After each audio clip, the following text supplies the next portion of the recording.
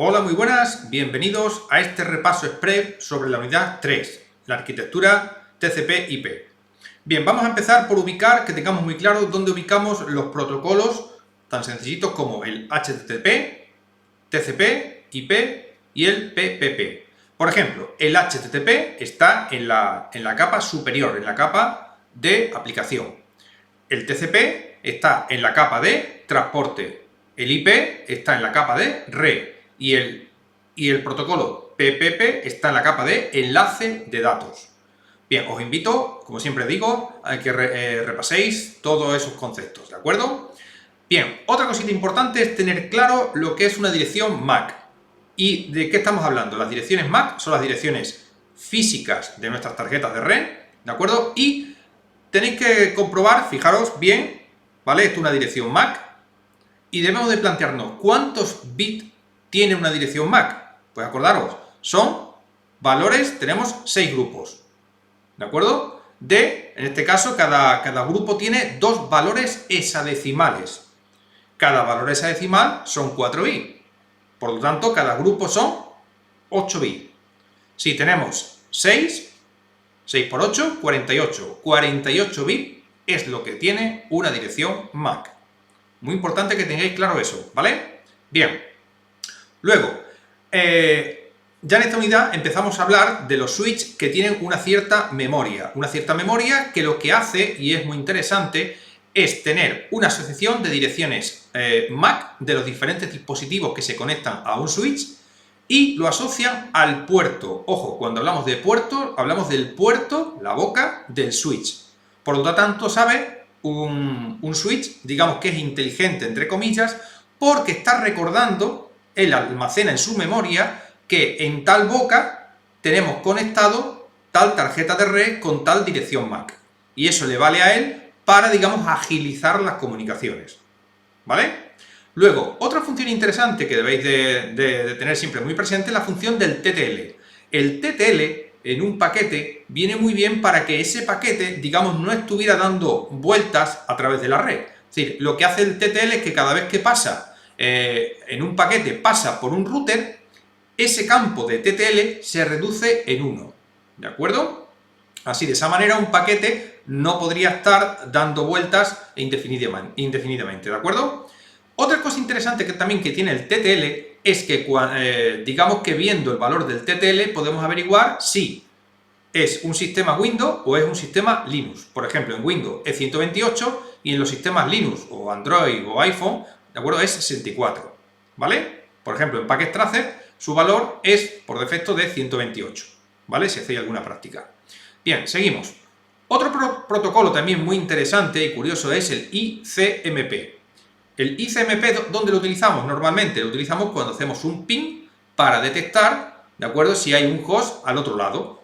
Lo que estamos buscando es un eco, ¿de acuerdo? Y así podemos averiguar si existe o no un servidor, un router, un dispositivo en general, ¿vale?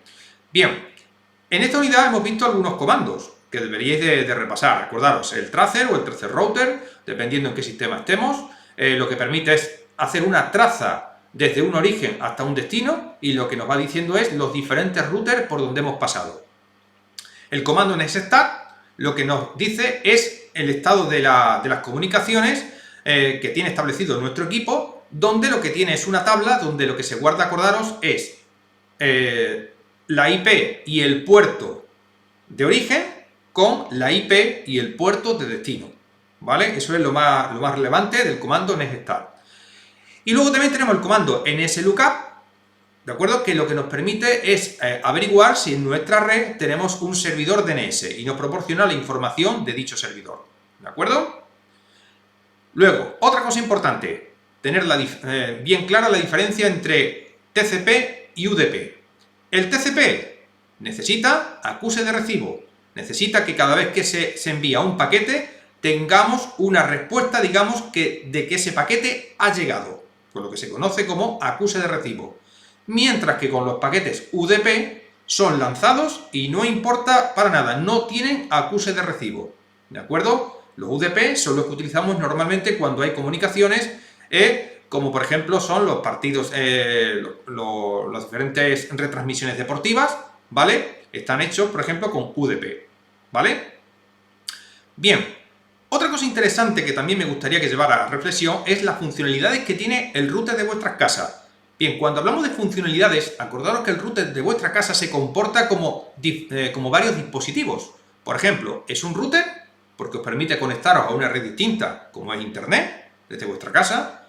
Es un punto de acceso porque tiene conexión Wi-Fi, ¿vale? Y también es un switch porque permite interconectar varios dispositivos mediante cables de red. Sigamos con alguna otra cosita más. Por ejemplo, nos vamos familiarizando con los diferentes puertos, con los diferentes protocolos y puertos que tenemos. No hace falta que los aprendáis de memoria porque conforme vayáis utilizándolo, ¿vale? Los vais a ir recordando sin problema ninguno. Ahora empezaremos a ver que, por ejemplo, el puerto 80 es el que está asociado a navegación no segura, el HTTP. Mientras que ahora las navegaciones seguras las realizamos con HTTPS, o dicho de otra manera, el puerto 443. ¿De acuerdo? Insisto, vais a ir aprendiendo a lo largo de todas las unidades diferentes puertos asociados a protocolos y servicios. Otra cosita también muy importante que debéis de tener clara es cuando hacemos acceso remoto, si utilizamos Telnet, las comunicaciones no están encriptadas, es decir, viajan en texto plano. Eso quiere decir que un intruso podría averiguar qué es lo que estamos enviando o recibiendo. Para eso está SSH.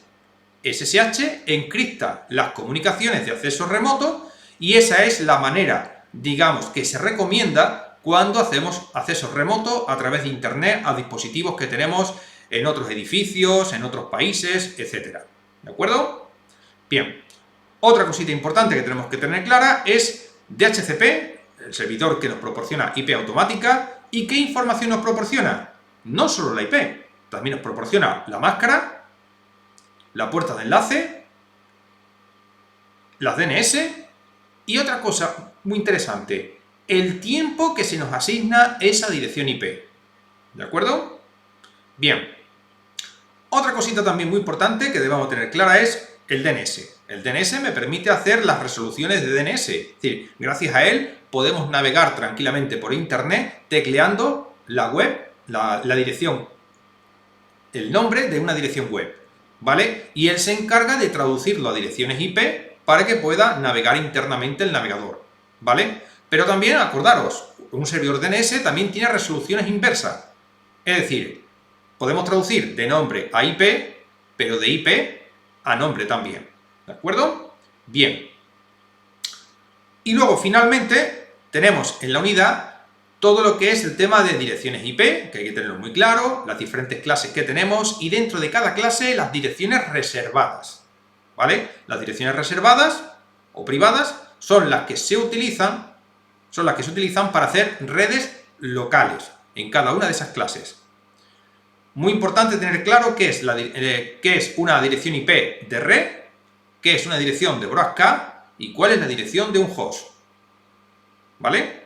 Y luego, muy importante, que tengamos claros los conceptos de subredes, por qué se crean las subredes, ¿de acuerdo? Y la elaboración de la tabla de subred.